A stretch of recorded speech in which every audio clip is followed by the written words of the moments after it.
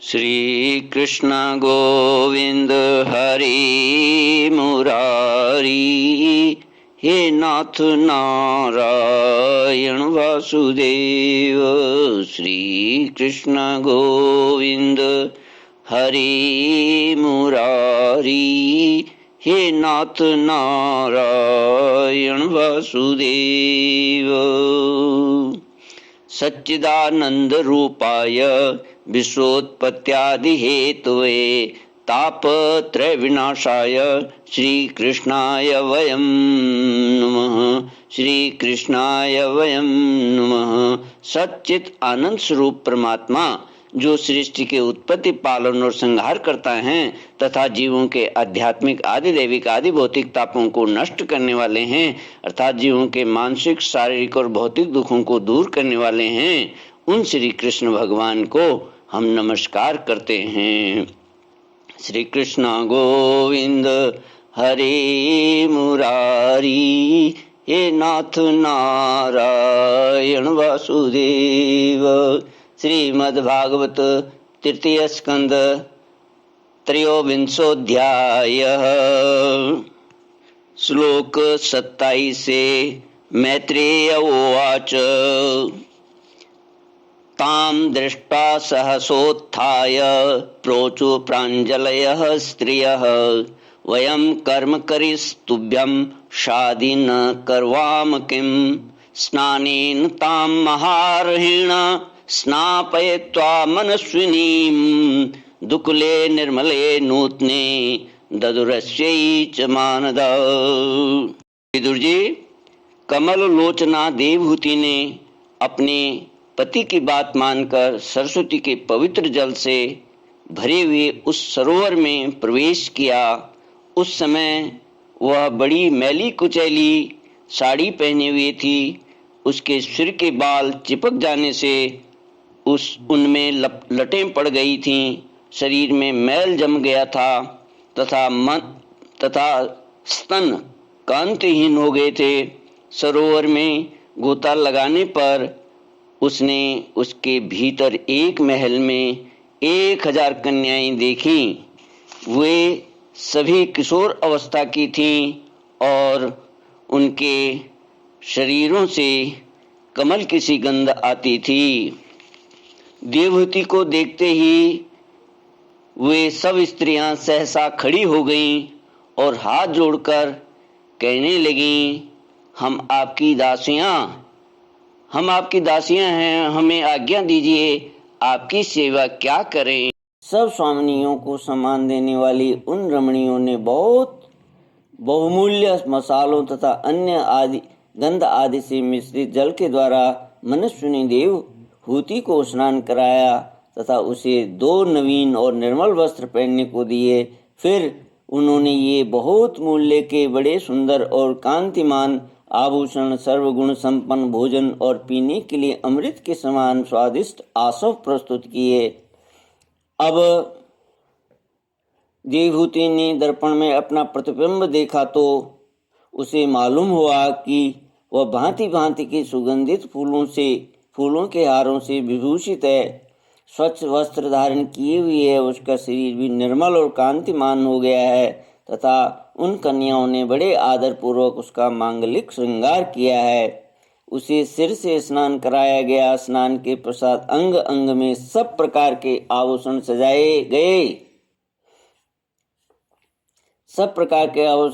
गए तथा उसके गले में हार हुमेल, हाथों में कंकण और पैरों में छमछमाते हुए सोने के पायजेब सुशोभित हैं। कमर में पड़ी हुई सोने की रत्न जटित करधनी से, बहुमूल्य मणियों के हार से और अंग अंग में लगे हुए कुकुम आदि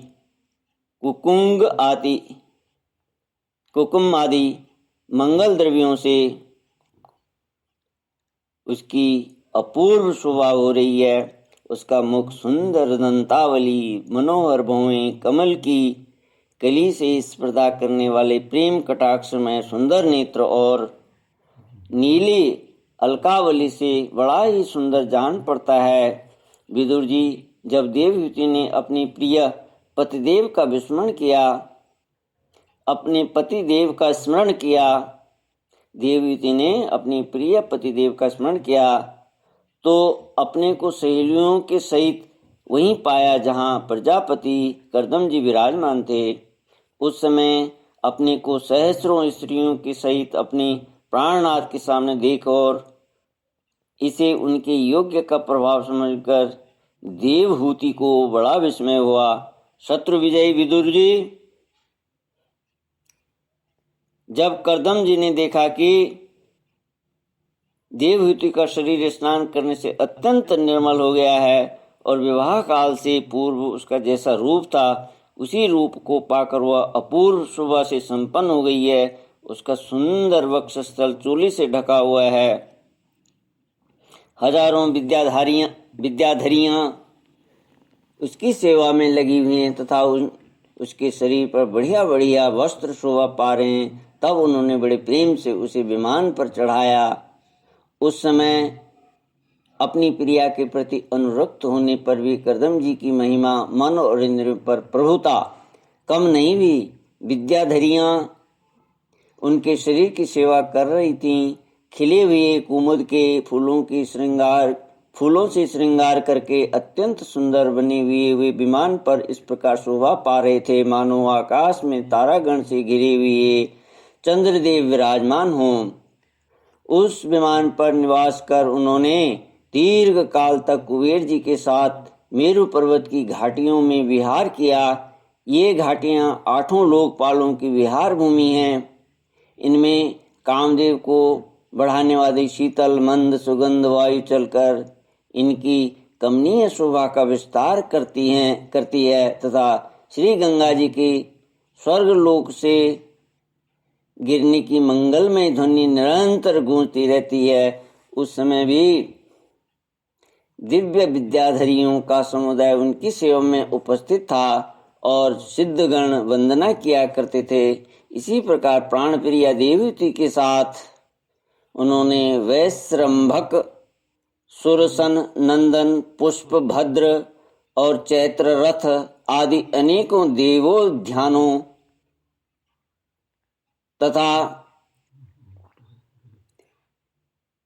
तथा मानस सरोवर में अनुराग पूर्वक विहार किया।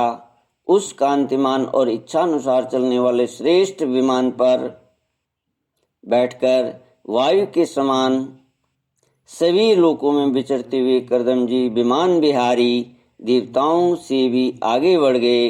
विदुर जी, जिन्होंने भगवान के भव भय हारी पवित्र पाद पद्मों का आश्रय लिया है, उन धीर पुरुषों के लिए कौन सी वस्तु या शक्ति दुर्लभ है।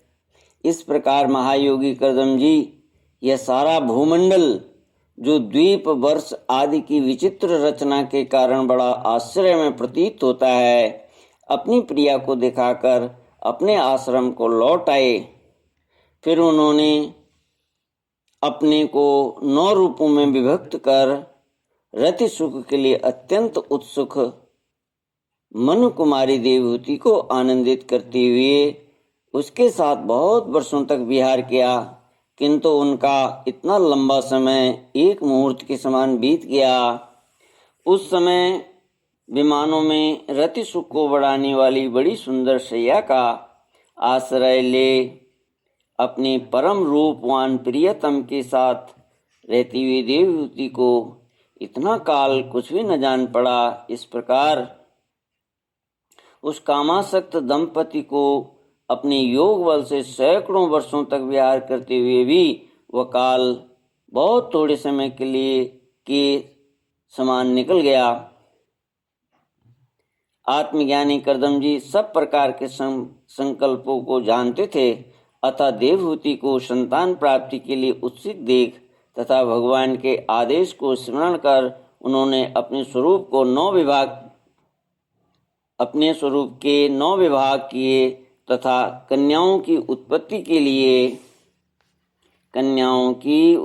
के लिए एकाग्र चित्त से अर्धांग रूप में अपनी पत्नी की भावना करते हुए उसके गर्भ में वीर्य स्थापित किया।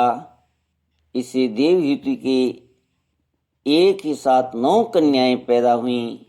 वे सभी सर्वांग सुंदरी थी और उनके शरीर से लाल कमल की सी सुगंध निकली थी। इसी समय शुद्ध स्वभाव वाली सती देवहूति ने देखा कि पूर्व प्रतिज्ञा के अनुसार उनके पतिदेव संन्यास आश्रम ग्रहण करके वन को जाना चाहते हैं, तो उसने अपने आंसुओं को रोककर ऊपर से मुस्कुराते हुए व्याकुल एवं संतप्त हृदय से धीरे धीरे अति मधुर वाणी में कहा। उस समय वह सिर नीचा किए हुए अपने नख मणिमंडित चरण कमलों से पृथ्वी को कुरेद रही थी।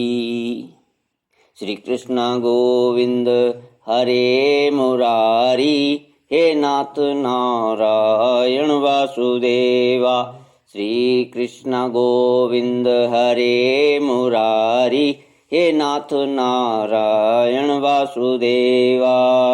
देवहूतिरुवाच सर्वं तद् भगवान् मह्यम् उपोवाह प्रतिश्रुतम्, अथापि मे प्रपन्नाया अभयं दातुमर्हसि।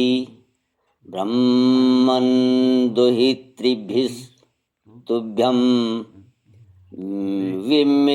विमृग्यापतयः समाः, कश्चित् स्यान्मे विशोकाय त्वयि प्रव्रजिते वनम्।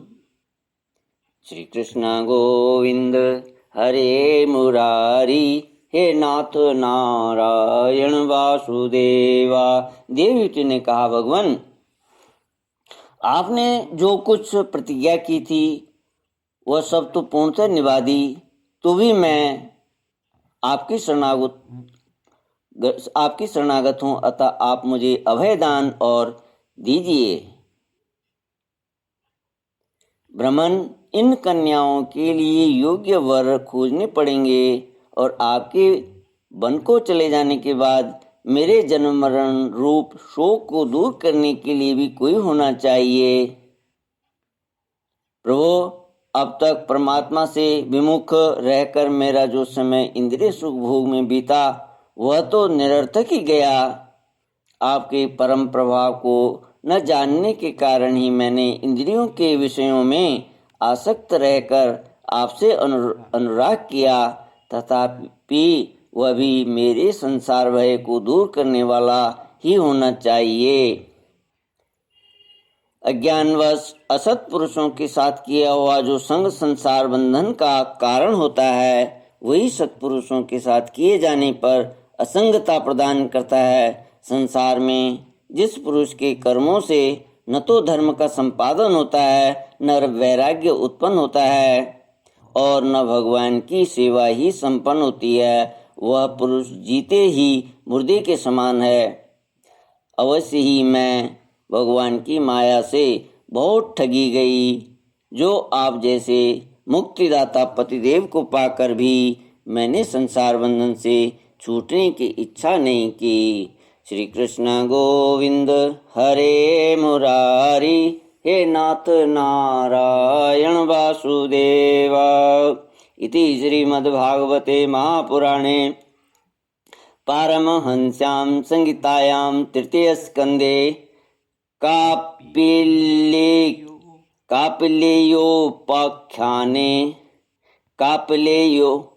कापलेयोपाख्याने त्रयोविंशोऽध्याय। श्री कृष्ण गोविंद हरे मुरारी, हे नाथ नारायण वासुदेवा। हे नाथ नारायण वासुदेवा। श्री कृष्ण गोविंद हरे मुरारी, हे नाथ नारायण वासुदेवा।